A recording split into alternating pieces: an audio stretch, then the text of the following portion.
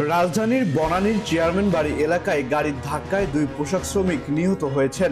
এই ঘটনায় সড়ক অবরোধ করে বিক্ষোভ করেছেন তার সহকর্মীরা। এতে বনানী, মহাখালী, গুলশান ও তার আশপাশের এলাকায় তীব্র যানজট সৃষ্টি হয়েছে। পরিস্থিতি নিয়ন্ত্রণের চেষ্টা করছে পুলিশ। সোমবার সকাল 6টার দিকে এ ঘটনা ঘটে। নিহত একজনের নাম মিনারা আক্তার, অপরজনের পরিচয় জানা যায়নি। এই ঘটনাকে কেন্দ্র করে গার্মেন্টস কর্মীরা 2 পাশের সড়ক বন্ধ করে দিয়েছেন। এছাড়া এলিভেটেড এক্সপ্রেসওয়েতে যানবাহন চলাচল বন্ধ করে দিয়েছে তারা। এতে চরম দুর্ভোগে পড়েছেন সাধারণ মানুষ। যানজট দীর্ঘ হওয়ায় গাজীপুর রোডে এয়ারপোর্ট এলাকা থেকে মহাখালী, তেজগাঁও, ফার্মগেট, কারণ বাজারের আশপাশে তীব্র ভোগান্তির শিকার হচ্ছে সাধারণ মানুষ। বিকল্প হিসেবে ঘন্টার পর ঘন্টা রাস্তা হেঁটে যাচ্ছে। দীর্ঘ পথের যাত্রীরা বাসের মধ্যে ঘুমিয়ে পড়েছে।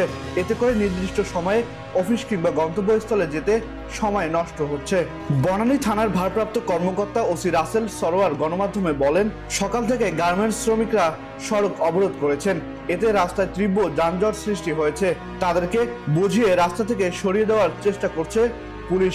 এছাড়াও অনাকাঙ্ক্ষিত ঘটনা এড়াতে অতিরিক্ত পুলিশ, র্যাব ও সেনাবাহিনী মোতায়েন করা হয়েছে। আহসান সাকিব, আকাশ জমিন, ঢাকা।